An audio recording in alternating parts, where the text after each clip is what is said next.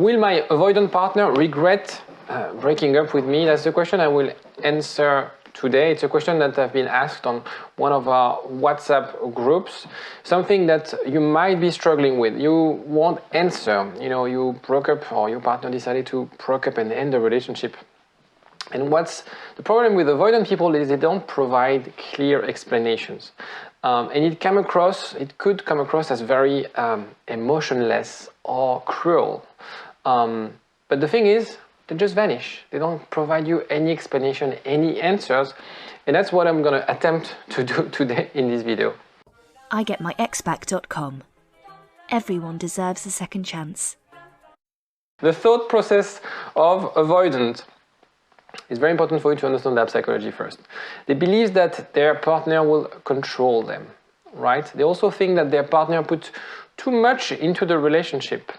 So this sense of being overwhelmed, this feeling that they need to reciprocate and they can't really match this because they feel like, you know, she's too much, she's too demanding, she wants too much of me, or he could be here. It's really regardless of the sex in that case.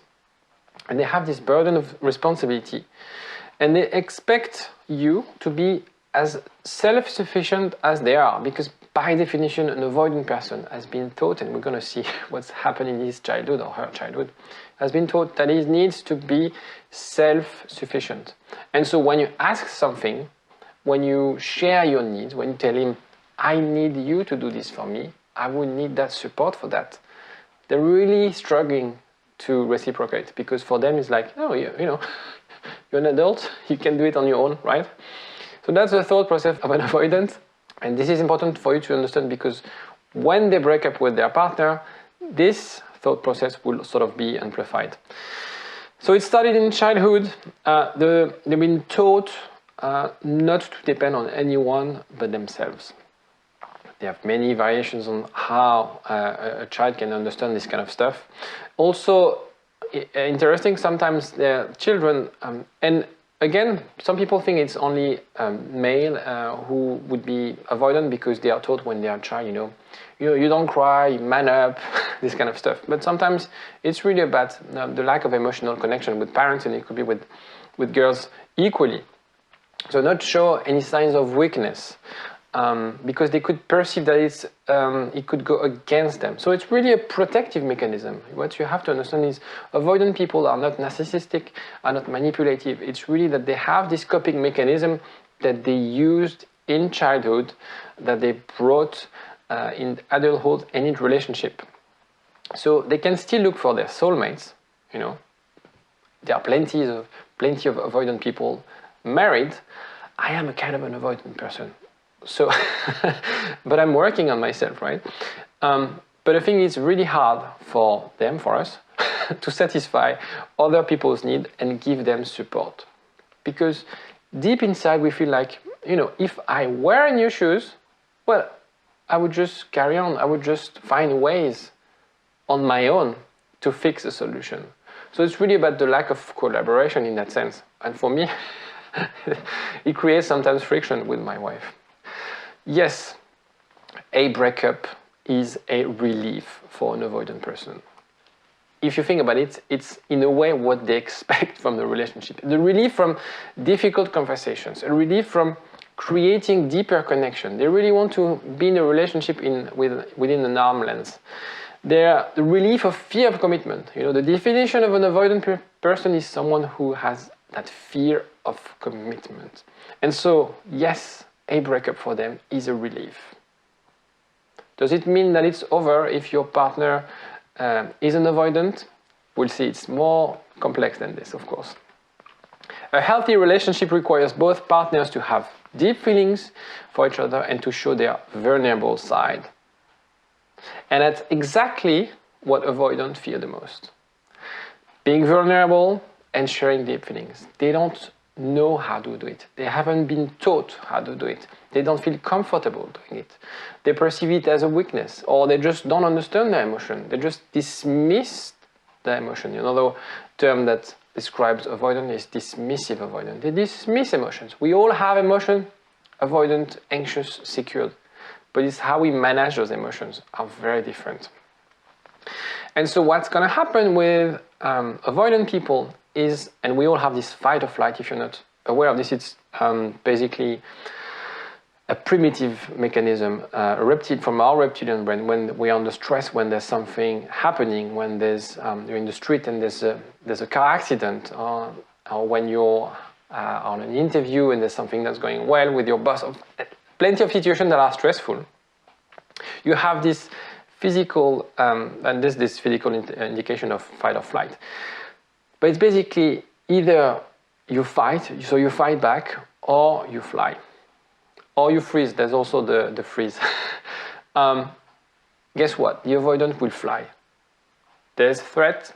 There's a fight, a conversation, a difficult conversation to have.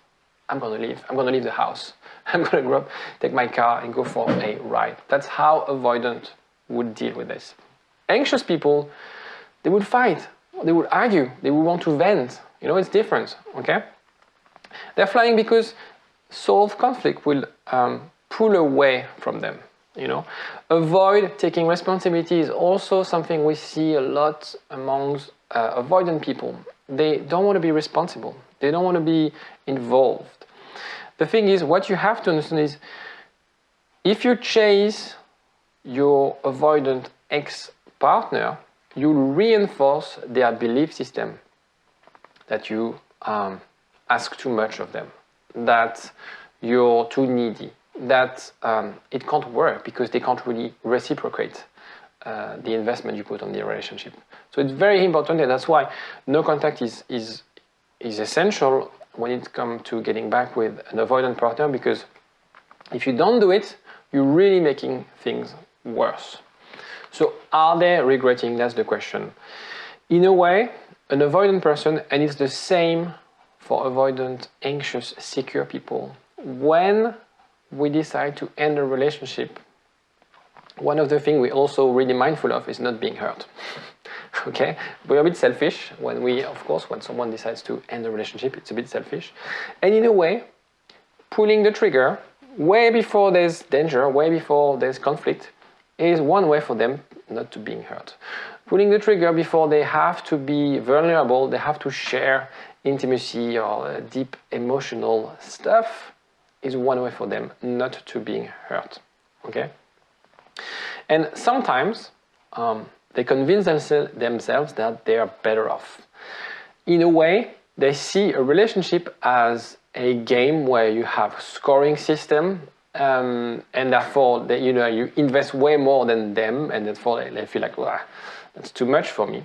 And also, when it comes to breakup, they think like, I win the breakup, I took the decision, it's not for me, she or he's too needy, or he wants or she wants more than I want, and therefore I'm better off on my own, right? Because I know I'm an avoidant person. I'm self-sufficient, I don't need others to be happy. I don't need others to be fulfilled. And so they feel, in a way, sometimes, I don't have the stats, but they feel sometimes that they're better off, and they will walk away. Also, the confusing part for you, if you broke up with an avoidant partner, is very often I hear from my clients that they feel like, yeah, we never had any fights, but one day something happened. We talked about buying a house. We talked about moving together. We talked about, I want to see you more often. And this triggered within, in their mind, a sort of warning sign. There's like, shit, things get, it's getting real. He or she wants too much of me. And very often, the avoidant will pull the plug before things get real. So it's very, very disturbing for people who are dating these people, because they see like, it was great. There were no signs of us pulling apart, but something happened, just one thing, one event, and it was just like a house of cards. Now, the other case is sometimes they realize that they need to change something about themselves. They realize that actually what they want is to have kids, what they want is to stop being in relationships that are 6 months long. They want to build something. They want to be able to open up with their partner. Sometimes that breakup is a wake-up call for them. Sometimes they realize that that's not normal. Why am I like this? Why can't I have relationships that are longer than 6 months? Why can't I have the courage in a way to speak up, to express my needs? How can I really understand my emotions? And I've been in this process myself as an avoidant. I'm not an extreme avoidant, but I really struggled for years about how can I express my emotions? How can I understand that also my partner needs me? How can I also ask my partner when I need help?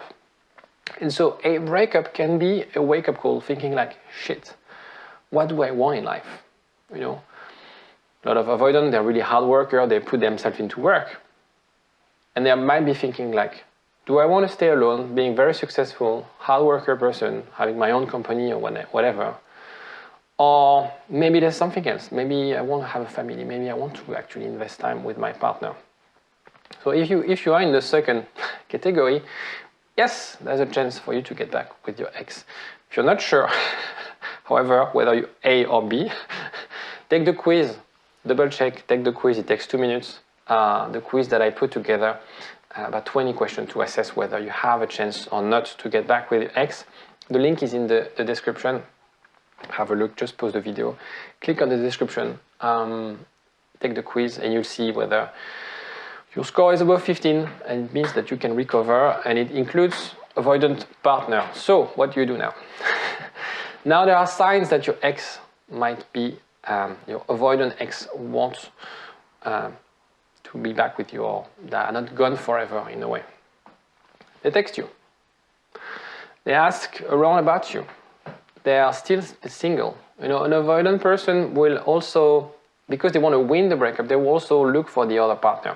And they have also this fantasy of the ideal partner. And sometimes because they see flaws in the relationship, they see flaws in yourself, they'll try to maximize or to improve. They find someone more smarter, more beautiful, or less available, or I don't know, there's so many things. And of course, nobody's better than you, it's just different. But for them, it's just that they want to improve. Maybe there's something that they didn't like in you, and they pick someone who is maybe older or uglier or fat, more fat, but they wouldn't have this flow anyway. They want to stay friend, which contradicts the fact that they want space, right? So if they want to stay friend, it really means that there's something not clear about you and them. Nostalgic about your time together, and this is what we assess in the quiz, whether what you had together is strong enough for them to really have this wake-up call of, okay, it's not what I want to change, I want to work on myself, and I want to make it work. And the drunk dial, it's classic, but I think subconsciously, when their pocket is dialing you, is calling you, or is texting you, it means that, you know, at the end of the day, you're in their mind when they go to bed, when they wake up, because at the end of the day, they are human beings. They have feelings as well. You know, that's my point, and I will end on this note is, if your ex is avoidant, it doesn't mean that he doesn't have a heart, he didn't love you, that he's not willing to build something. It's just that the way he sees relationship, the way he sees that breakup is very different. It's really about insecurity, because it's an insecure attachment style. So look at this list. If you tick more than 2 or 3 on this one, it has a strong sign that your ex might be willing to give you a second chance and might be willing to recover from that relationship. If you have any other questions or anything, don't hesitate to contact me on WhatsApp. If you like the video, don't forget to click on the like button. It does help me a lot, and I'll see you tomorrow. Bye-bye. igetmyexback.com. Everyone deserves a second chance.